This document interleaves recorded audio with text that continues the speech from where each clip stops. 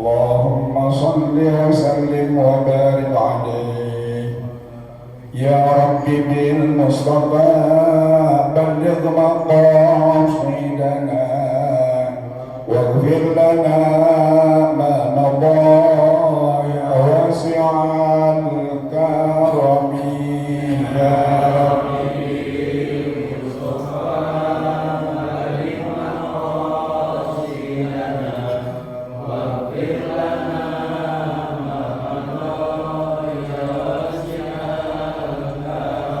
محمد سيد القولين والثقلين والفريقين من عرب ومن عجم يا رب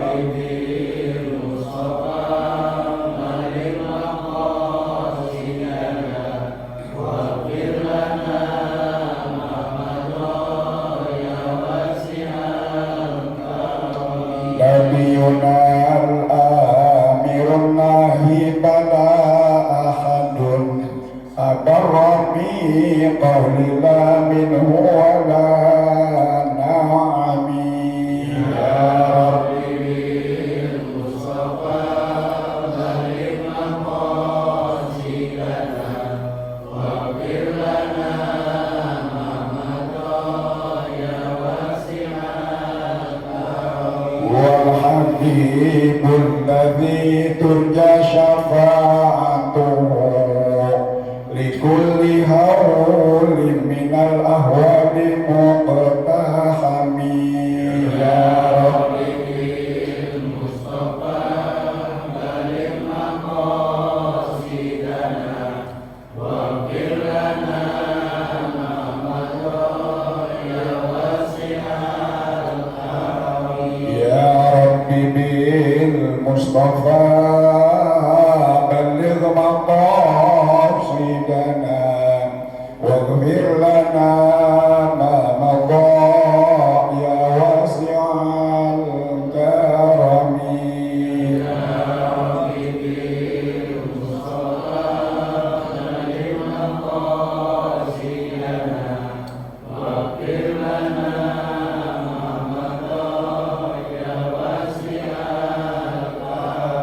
اللهم صل وسلم وبارك عليه.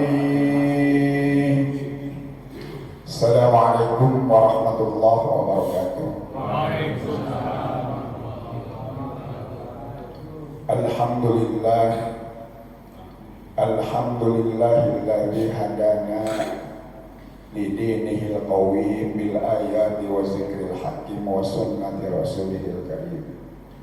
أشهد أن لا إله إلا الله وحده لا شريك له وأشهد أن محمدا عبده ورسوله لا نبي بعده.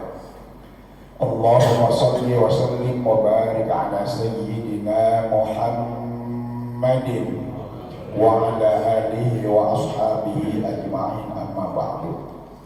Hadratul Muhtaramin, para asatidz, para guru, saudara-saudara, bapak-bapak sekalian, wabil khusus daripada pengurus DKM Masjid Al-Munawwarah serta hadirin bapak-bapak sekalian, alhamdulillah kita bersyukur kehadiran Allah Subhanahu wa taala. Di pagi hari ini kita bisa berkumpul dan bermuajahah dalam rangka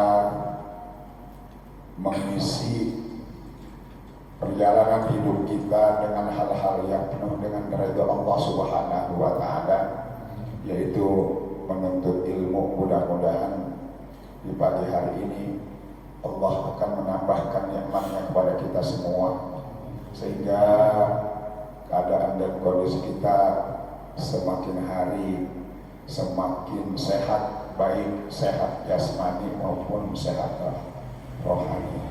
Amin ya rabbal alamin. Salawat dan salam juga kita sampaikan kepada bimbingan Nabi kita Muhammad sallallahu alaihi wasallam. Baik, kita lanjutkan ke bab al-babus sadis asyar, ya bab ke-16, fizikil malak killadhi yadkhulul qabra qabla munkar wa nakir. Bab yang ke-16 menyatakan bahwa ada satu malaikat yang masuk ke kuburan sebelum Munkar dan Nakir.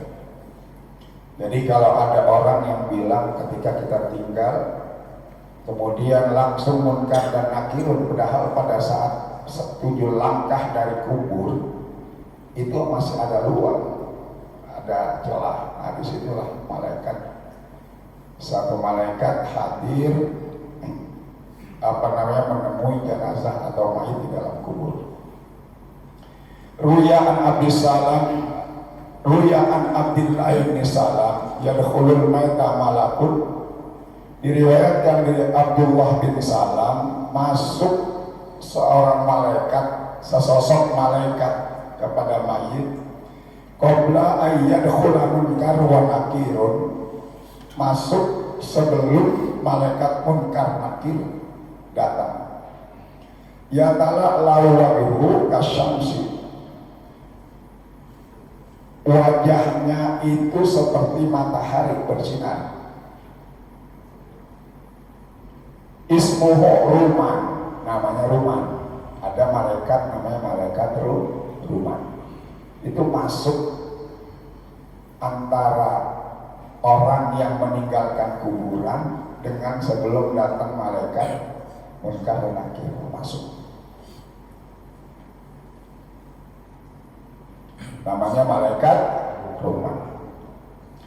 Yadkhulu alal mayyiti summa yaqudu, kemudian bisa didudukan, masuk kepada seorang hamba yang sudah meninggal dunia di dalam kubur atau mayit. Sumayuk aduk, kemudian didudukan mayit jenazah itu, payakulu lahu, jenazah mayit itu didudukan, atau juga malaikat ini duduk, ya, malaikat ini duduk dan berkata kepada jenazah itu, uktub ma amilta min hasanatin wa min sayyi'atin, tulislah apa yang sudah kamu kerjakan di dunia ini, baik hal-hal yang baik maupun hal-hal yang jelek. Jadi kita sendiri yang nulis amal-amal kita tuh, saya ingat ini tanggal sekian, semuanya kita yang nulis. Bayaqullahu, maka sang hamba yang sudah meninggal itu bertanya, bi ayyi syai'in aktubu, dengan apa saya nulis?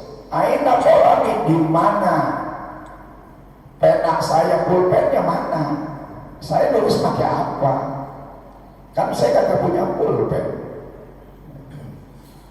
Wa midadi wa dawati, dan payaqullahu, dan dia menulis pulpen yang nggak ada, tintanya juga nggak ada, ya.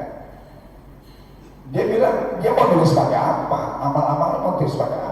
Payaqullahu liuka bidaduka, tulis sama kamu, kata malaikat setengah maksa mungkin kan. Liuka bidaduka, air liurmu, sisa-sisa air liurmu itu kau jadikan tinta kamu. Wa qalamuka usbuka, dan jadikan jari-jari kamu itu sebagai pulpennya. Tulis. Fayaqulu ala syai'in aktubu wa laysa li sahifah, dan juga di mana saya akan nulis, orang saya juga nggak punya kertas. Oke. Air liur kita jadikan tinta, tangan kita jadikan pulpen, tapi saya tulisnya di mana? Kan saya nggak ada kertas di sini. Berarti udah terjadi dialog itu di dalam kubur, ya. Udah. Makanya kalau Sayyidina Ali ketika ngantar jenazahnya Umar ibnul Khattab, itu dia tak langsung pulang. Orang-orang udah pada pulang, dia nggak pulang. Dia dengerin kira-kira Umar ibnul Khattab ngomong apa. Jadi terjadi dialog gitu. Di situ terjadi dialog. Qala alaihi salam, malaikat itu berkata, "Fayaqqa min kafanihi qit'atan fayanawiyu waluhu." Maka ambillah, potonglah sedikit kain kapan yang ada di kamu itu, sepotong, kemudian ambil dan tulis itu semuanya. Payakulu, dan diberikan kemudian diberikan kepada sang jenazah itu. Payakulu hazi sahifatuka, maka malaikat itu berkata, inilah jadi lembaran yang bakal kamu tulis. Jadi tadi udah tuh, yang pertama kita nggak ada tinta, pakai air liur. Kemudian nggak ada pulpennya, pakai tunjuk. Alasnya apa namanya, kertasnya apa? Kain kapan, sobek sedikit, tulis. Ya kalau di dunia kan tidak kelihatan, ya kan? Kita nulis ini kita kan tidak kelihatan. Ya, tapi kalau di sana, masya Allah. Hazihi sahifatuka, ini adalah lembaran yang akan kamu pakai, maka tulislah di situ. Fayaqulu ma amila fid dunya min khair, maka sang hamba yang sudah meninggal tadi menulis satu demi satu tentang kebaikan dia. Dia tulis nih, pada tanggal sekian ini subuh di Masjid Al-Munawwarah lagi ngaji gitu. Tulis dia nulis, ingat, dikasih ingatkan oleh Allah, ingat semua. Dari sejak dia akil balik sampai dia menghadap Allah, itu dia ingat semua. Dia tulis kebaikan-kebaikan, senang dia nulis kebaikan-kebaikan. Fa idza balagha sayyi'atu istahya minhu, apabila dia sudah sampai mencatat, nah nih apa namanya, pada saat dia nulis, wah ini saya lagi di tempat pelacuran, malu dia, malu dia, wah ini saya lagi bohongin orang, lagi ngopek bohongin orang. Oh, saya lagi jualan, saya lagi apa, mengurangi takaran, malu dia. Oh, saya lagi bicara dengan si A di dunia, saya lagi berbohong, malu dia nggak menulis. Fayaqulu lahu, maka malaikat itu berkata kepada hamba itu, karena dia malu menulis segala kejelekan-kejelekannya, yang dia tulis cuma kebaikan-kebaikannya. Apa kata malaikat? Ya khati'u, wahai orang yang banyak salahnya. Lima la tastahyi min khaliqika aisu amal tahapid dunya. Wahai orang yang bersalah, kenapa kamu tidak malu kepada Zat yang menciptakan kamu ketika kamu melaksanakan kejelekan-kejelekan itu di dunia? Ngapa sekarang ente baru malu? Kenapa enggak dari dulu? Padahal Allah Maha Tahu, Allah Maha Melihat, Allah Maha Mendengar. Ngapa sekarang ente baru malu?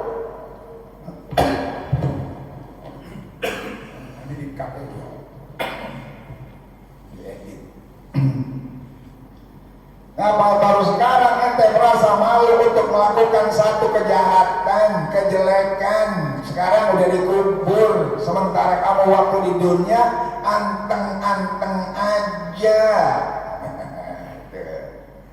Iya, kita ingat semua itu, kita yang nulis itu. Apa yang dia pada malu? Apa sampai malu? Begitu kata malaikat. Wa tastahi minni, sedangkan engkau sekarang malu sama aku. Al-an sekarang, kenapa kamu dulu kagak malu sama Allah yang maha melihat, sama Allah yang maha memperhatikan, sama Allah yang maha meneliti semua perbuatan kamu ketika kamu di dunia melakukan kejelekan, kamu gak malu. Tapi kenapa sekarang kamu malu sama saya? Buat apa? Faul malaku amu dan payadribuhu, malaikat kesel, maka dia ambil sebatang pohon, sebatang kayu, dikepung. Payadribuhu, kesel.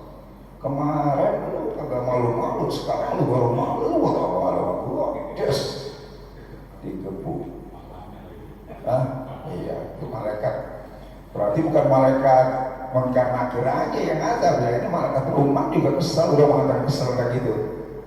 Ya malaikat sebetulnya yang namanya malaikat kalau mau mengazab kita nggak usah pakai buku-buku begitu, sentil aja gue mental kita. Iya. Bagaimana besarnya, masya Allah, Rabbi. Iya. Bagaimana besarnya malaikat itu. Makanya ada di dalam tafsir satu ayat, tafsir Khazin namanya. Kenapa Allah mengutus malaikat itu bukan bentuk daripada malaikat aslinya? Kenapa? Jadi bentuk manusia. Semua yang ketemu para nabi itu bentuknya manusia.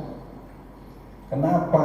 Karena di dalam tafsir Khazin mengatakan jika turun wahyu itu melalui malaikat yang asli, maka akan hancur leburlah kita karena takut dan melihat besarnya malaikat. Karena malaikat itu megang dunia itu seperti gundu, apa namanya, kreci dulu ya, gundu ya, kelereng, itu sekecil itu, kita begitu setumpuk itu dunia dipegang sama malaikat, begitu besarnya. Makanya kalau kita, makanya ada orang-orang Yahudi dan Nasrani pada saat ketika turun wahyu, kenapa nggak dari malaikat aja wahyu itu diturunkan? Kenapa nggak didatangkan seorang rasul itu dari bentuk malaikatnya? Kalau dia dari malaikat, ya udah nggak karu-karuan kita manusia melihat malaikat. Makanya Nabi kita Muhammad SAW melihat malaikat itu ketika di Sidratul Muntaha. Walaqad ra'ahu nazlatan ukhra inda Sidratil Muntaha. Itu ayat itu. Sungguh benar-benar bahwa malaikat, apa namanya, Nabi Muhammad itu melihat bentuk malaikat Jibril yang aslinya ketika di Sidratul Muntaha. Kalau di dunia hancur ini. Ya. Mana dia? Nah, dipukul. Fayaqul abdu, dan hamba itu berkata, irfa'anni, tolong dong, angkat saya. Mungkin ketika dipukul mendem. Malaikat itu mendem, pukul, mendem dia ke bawah. Maka dia disuruh angkat, tolong angkat saya, katanya. Ya, aktubuha hatta aktubaha. Hatta aktubaha, sehingga saya akan menulisnya.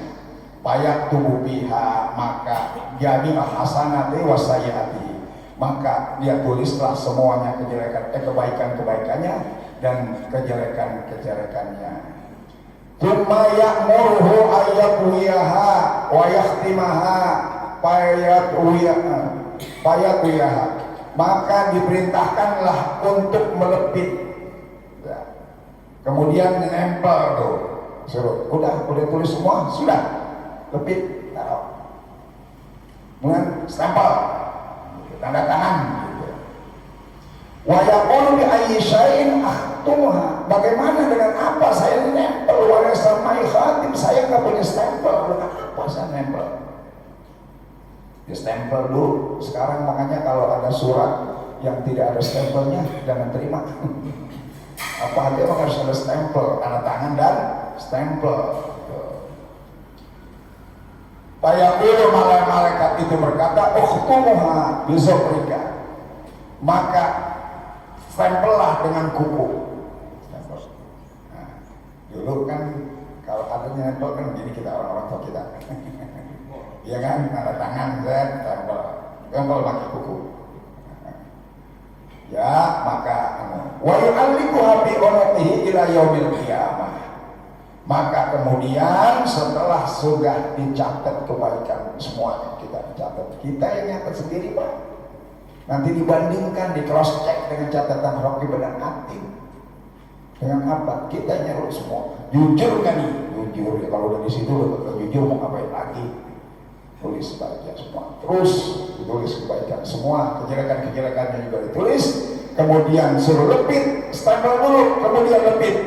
Setelah dilepit, kemudian digantungkan di lehernya sampai hari kiamat. Tuh, digantungkan nih. Jadi ya kayak narapidana, ada nomornya kan?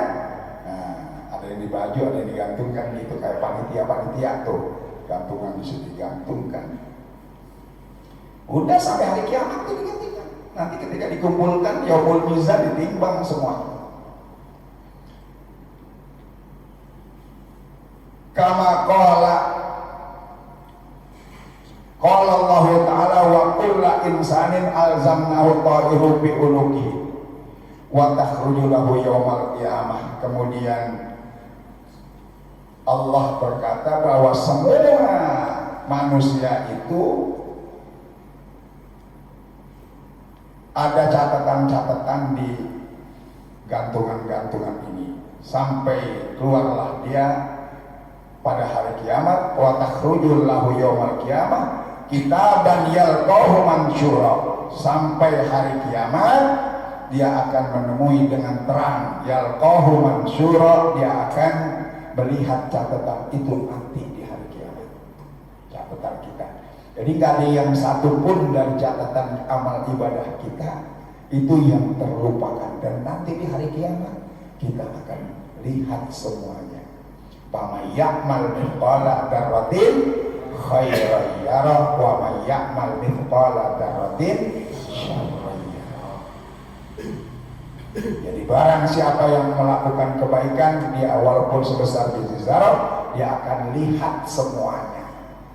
Mungkin salah satunya adalah ini, ya, ini ada catatan-catatan yang kita yang nyatetin. Ditanya, itu nyatet itu kan lama, ya kan, bukan sebentaran. Ingat hadirin sekalian, kita diproses di hari akhirat untuk masuk surga atau nerakanya kita, itu lamanya 50.000 tahun waktu akhirat. Waktu akhirat. Sedangkan waktu dunia itu 1 jam di akhirat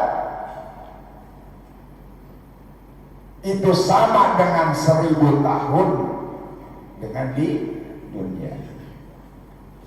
Dapat dibayangkan berapa lamanya. Jadi nggak mungkin selama itu kita diproses, jadi nggak cepet ya. Prosesnya lama. Makanya kalau ketika kita di padang mahsyar itu menunggu peradilan Allah dengan matahari setinggi ini, dapat dibayangin betapa sengsara dan betapa panasnya. Iya. Kalau kita min ahli khair, kita min ahli sa'adah, kita min ahli kebahagiaan dan kebaikan, insya Allah ada yang menaungi dari Allah Subhanahu wa Ta'ala. Tapi kalau kita amal kita jelek, nah sekarang introspeksi dah, periksa dah. Iya, mana kejelekan-kejelekan? Ini kan kita udah banyak kan yang tua, dari masih muda sampai tua. Itu mana kejelekan-kejelekan yang lebih banyak? Amal-amal kita yang lebih banyak kebaikan apa kejelekan? Kan kita tahu semua, kita aja itu. Dari kita dari akil balik sampai sekarang, paling yang kita lupa cuma sedikit-sedikit. Kapan kita menganiaya orang?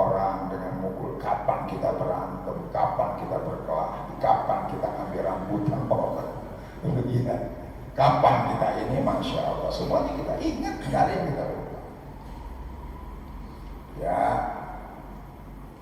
Summa yadkhulu ba'da dzalika munkarun wa nakirun kadzalik. Kemudian baru setelah amal kita catat, kemudian kita stempel, kita lepit, kita tanda tangan dah bahasanya, datang kita stempel, kemudian digantungkan, baru saat itu malaikat munkar dan nakir masuk. Jadi kalau kita bermasalah di dunia akan selalu bermasalah. Ini jangan diartikan hadirin sekalian, oh nakut-nakutin, enggak. Makanya dari sekarang kita siap-siap, kita amal, kita patuhi apa yang diperintahkan Allah dan jauhi segala larangannya. Enggak itu, jangan gimana prosesnya, dan bukan. Itu begitulah kira-kira. Jadi proses di akhirat itu lama. Iya. Dan tidak ada satupun dari miliaran orang, bukan miliaran, triliunan dari Nabi Adam alaihissalam nanti sama orang yang hidup di akhir zaman, umatnya Nabi Muhammad sallallahu alaihi wasallam di akhir zaman terakhir, itu semuanya dikumpulkan di padang mahsyar, dan bukan miliaran tapi triliunan orang, semuanya diperiksa satu-satu tanpa sedikit pun yang lolos. Kita udah gak bisa. Kalau di sini yang namanya pejabat kita bisa bohongin, yang namanya hukum kita bisa recehin di dunia. Karena di dunia itu apa yang dicari, ada yang dicari. Saya sebagai penegak hukum, maka saya nyari kerja menjadi penegak hukum untuk apa? Keadilan. Itu nomor sekian. Yang pertama adalah dia kerja nyari duit. Jadi biar bagaimanapun kalau niatnya udah nyari duit, maka ketika duit ya kalau duitnya sedikit sih mungkin kita masih bisa. Ini kalau duitnya banyak sepuluh miliaran, kira-kira bagaimana kita bilang enak banget itu apa begitu aja, nggak bisa ketika kita digepokin duit. Iya. Sama kalau kita beli tanah, Pak, beli tanah nih misalnya, orang mau beli tanah, kita kasih harga sekian, kemudian ditawar sekian, kita nggak kasih, coba bawa duit ini sekian kalau mau. Lain pertimbangannya.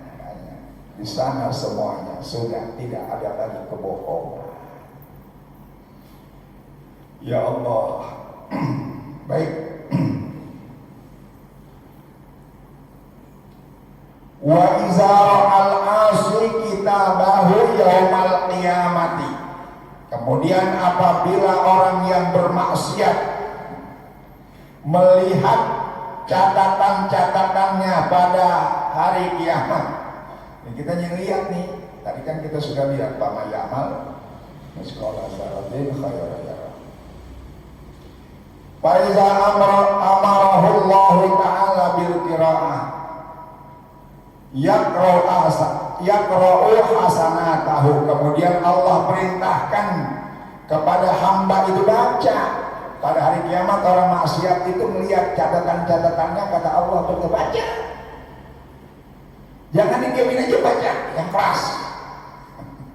Dibaca.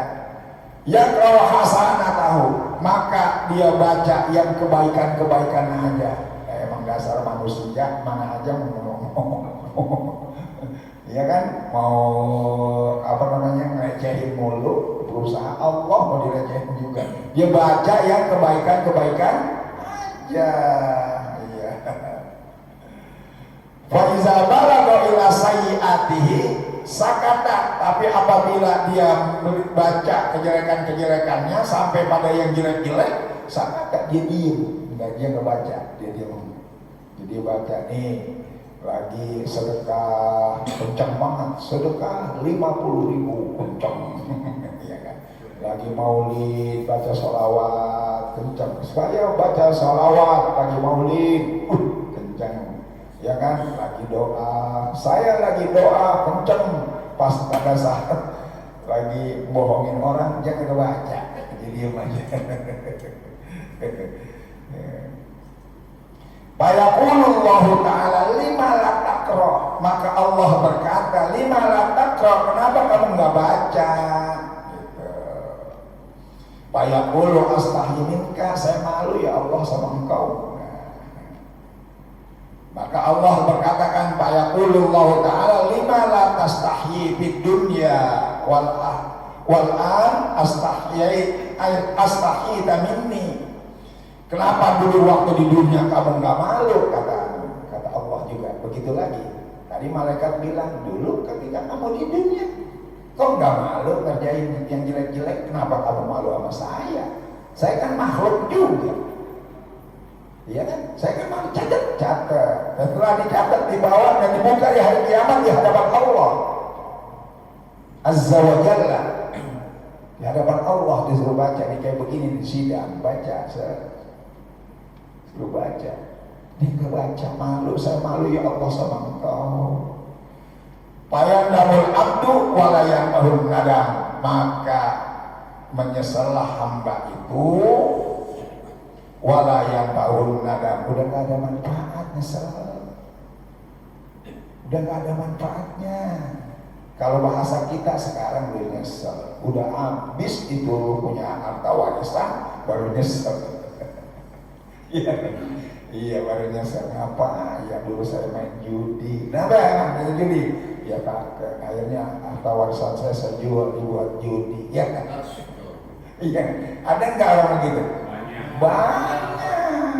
Iya, habis hartanya ya buat ngeronggeng dulu kan begitu ya. Iya, buat nari, buat ngimbing, buat nyawer. Hartanya sampai habis-habisan, Masya Allah, Robi pas habis baru nyesel, tidak ada maaf bagimu, mungkin gitu bahasanya. Nyesel, penyesal kalau udah terakhir gitu nyesel, udah telat. Iya. Nah kalau harta kita habis kita buat makan masih ada, ya kan? Masih ada hujah, masih ada alasan di hadapan Allah. Kenapa kamu harta kamu kok kamu habiskan? Ya Allah, saya kerja begini, akhirnya apa? Ya saya benar tanah hektaran, bahkan puluhan hektar habis ya Allah, nyesel. Udah gak ada gunanya, udah habis nyesel. Dari awal makanya begitu. Fayaqulullahu ta'ala khuzuhu likusai. Maka Allah berkata khuzuhu faqullu summal jahimu sallallahu. Orang yang maksiat ini dikatakan ambil rantai ikat, kalau bahasa Betawinya bendek dengan ikatan yang keras, ikat summal jahimu sallallahu, kemudian pada neraka jahimlah kembali orang-orang yang bermaksiat. Jadi prosesnya lama. Nah, itu hadirin sekalian. Jadi sebelum malaikat munkar dan nakir, ada satu makhluk malaikat yang bernama Ruman datang nyuruh catat kita. Nggak ada yang satupun yang kita lupa. Karena diberikan kekuatan oleh Allah, catat. Semua kita catat.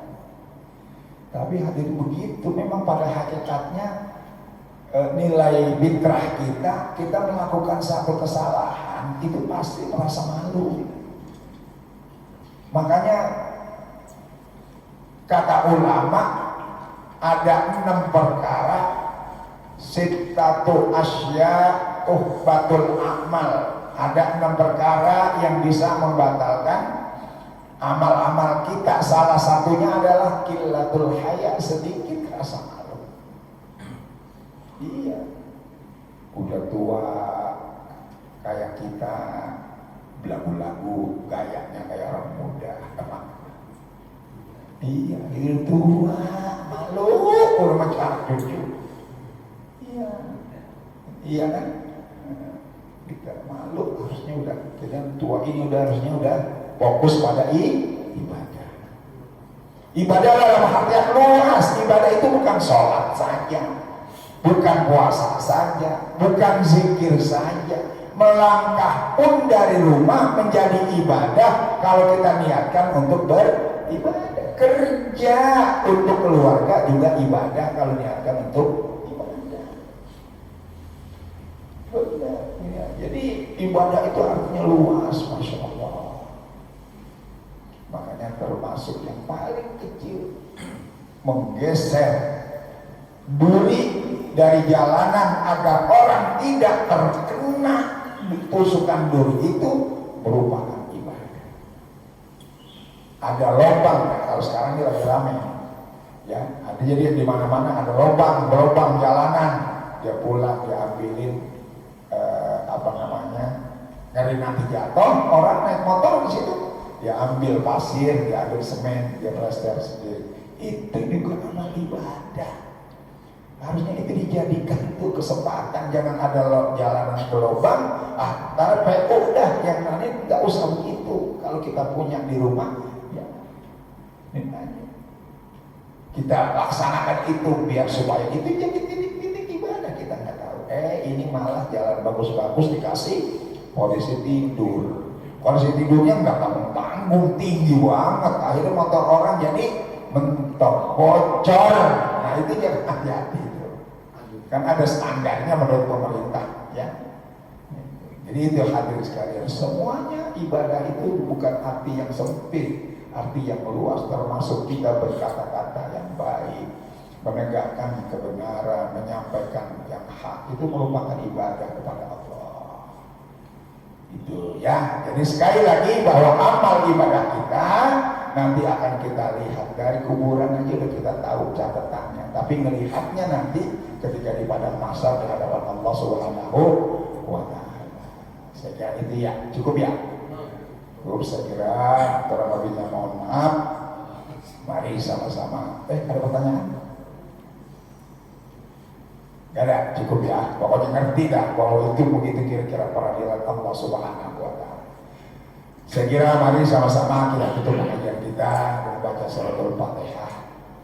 Kita kirimkan kepada orang-orang tua kita, kakek-kakek kita, nenek-nenek kita, guru-guru kita, saudara-saudara kita kaum muslimin dan muslimat, khusus daripada orang yang sudah mewakafkan ini masjid, ya, mewakafkan ini masjid, baik secara tenaga, pikiran maupun finansial, semuanya kita doakan. Kalau yang masih hidup nih yang memakmurkan masjid seperti kita, mudah-mudahan Allah bimbing dalam kehidupan kita, Allah kuatkan iman dan Islam kita, dan menjadikan anak kita anak yang soleh dan soleha, sehingga kita bahagia dunia dan akhirat. Dan bagi yang sudah meninggal dunia, kita doakan mudah-mudahan wakaf masjid ini menjadi amal jariahnya ketika dia di hadapan Allah Subhanahu wa Ta'ala, dan menjadi teman di hadapan di kuburnya, kemudian pemberat pada saat hari penimbangannya, dan penuntun pada saat jembatan Shiratal Mustaqim, hingga selamat sampai surga Allah Subhanahu wa Ta'ala. Al-Fatihah. A'udzubillahi minasyaitonir rajim. Bismillahirrahmanirrahim. Alhamdulillahirabbil alamin. Arrahmanir rahim. Maliki yaumiddin. Iyyaka na'budu wa iyyaka nasta'in. Ihdinas siratal mustaqim. Siratal ladzina an'amta 'alaihim ghairil maghdubi 'alaihim waladdallin. Astaghfirullahaladzim wa bihamdihi. Allahumma rabbana ya maulana ya ma'bud. Allahumma shalli ala sayyidina Muhammad wa ala ali sayyidina Muhammad. Allahumma zidna ilman nafi'an wa taqabbala wa rizqan halalan thayyiban mubarakan katsira. Rabbana atina fid dunya hasanah wa fil akhirati hasanah wa qina azabannar. Wa sallallahu Muhammadin wa ala alihi wa sahbihi ajmain. Subhana rabbika rabbil izzati amma yasifun. Salamun alal mursalin walhamdulillahi rabbil alamin. Assalamualaikum warahmatullahi wabarakatuh.